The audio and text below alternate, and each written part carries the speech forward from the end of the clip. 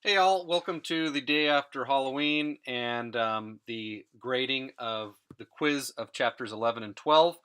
There's a couple things about this quiz just up front to let you know.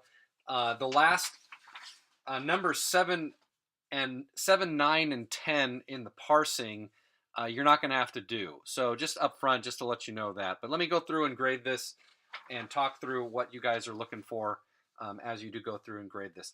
This quiz is worth 60 possible points, so please write the number 60 in the top right corner.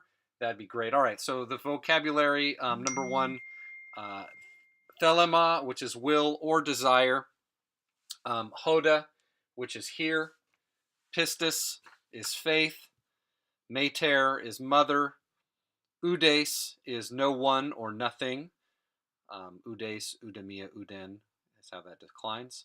Tis is someone. It does not have the accent, so it is not the interrogative of who, what, or which. It is someone. So if you did not get that correct, please circle it.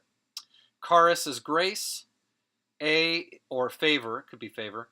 A is if or since. Epi in the genitive is on, over, or when. Hupa in the genitive is by. Didaskalos is teacher. Heos is until. Un is therefore. Allah is but or rather. And pus is foot. And of course, the stem of pus, it's a third declension, and it's pod. Podos is the genitive singular. All right, grammar. What determines the case and number of a pronoun? Its case is always determined by its function in the sentence, its grammatical function in the sentence. So if you put something like that, or that was your intent, go ahead and mark that correct. If it's not correct, circle that one. That's worth 1 point. What determines its number is this word that we talked about last week, which is its antecedent, or whatever it is referring to. So its number is determined on about the amount of, or the person that is doing the talking. So the first person or second person, and that's what we're looking for. So its antecedent is what we're looking for. All right, grammar number 2. So anyway, if you did not get that correct, please circle it. It's worth 1 point. Number 2, autos has 3 different uses. What are they, and how do you identify each one when you see it? Number 1, the first thing, and this is what I said, when you see autos, think third person personal pronoun, third person personal pronoun. And you would translate that as he, she, it, or they, or the various declensions of that. The second use of autos is as an adjectival intensive. We didn't talk as much about this last week, that it would be, you notice it by it being in the predicate position, but essentially what you're going to see is that it modifies another word. And you would translate this as the reflexive, himself, herself, itself, something like that. So you could, if you have adjectival intensive, or you have even just the word himself, I'll take that as credit for that. The third use is identical adjective. It is noticed by being in the attributive position, and you would translate it as the same. And if you just have the same there, that's fine. You can have that. You can have that there. All right, let's go to the next page. Define the first person and second person. First person is I, or me, or we, or us. We or us is plural. Second person is you, or y'all, yous, you all, however you want to do that. Each of those is worth a point. What is the lexical form of humeis? Remember that we talked about this is the second person personal pronoun. Second person, this is a nominative, second person nominative plural. The lexical form is always the first, is the nominative singular version of that word. So the lexical form of humeis is su. Okay, if you did not get that right, circle it. It's worth 1 point. All right, parsing. Each of these is going to be worth 5 points. And so we'll start with emu.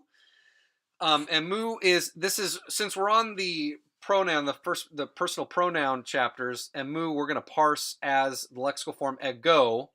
and I'm going to get to an alternative parsing that you can get to in a second. But if you're parsing it as ego, it is first person, genitive singular, and it is the word my, or the translation my. Haimon is the first person genitive. The alternative. The alternative would be if you translated this as the lexical form emos, then this would be genitive masculine or neuter singular of emos, and you would still translate it as my. Okay. All right. Haimon is first person genitive plural, lexical form ego. You would translate it or inflect it as our. It's a possessive. Third, soy is the second person. So su is the lexical form. Second person dative singular. You can see that iota there. And you would translate it as to you. Number 4, humas is the second person accusative plural of the lexical form su. And you would translate it as you all, or you with all as optional. Number 5, me, first person accusative singular, lexical form ego, and you would inflect that as me, not I, because it is the object of a sentence of the use of the pronoun. Any of these you get wrong, just circle the one part of it, and then take those points off. Number 6, autai, lexical form autos. It's dative feminine plural. You can see that alpha iota ending there, and you would translate it as they. 7, 9, and 10 you do not have to do. These are lexical forms, hutos, and akanos. That's this upcoming week. Last one, number 8. Auto, dative, masculine or neuter singular of autos, to him or to it. Okay, so anything you got wrong, circle it. It's worth a point. There's 5 points for each of these parsing. Make sure you're inflecting it correctly. So on the top of the page, if you would write the number incorrect as well as the number correct over 60, that would be great. Bring it to class, and I will see you guys at 7:30. You certainly can be there at 6:30 to start to go over some of your translation together, but I will see you at 7:30 when I arrive. All right, looking forward to seeing you guys.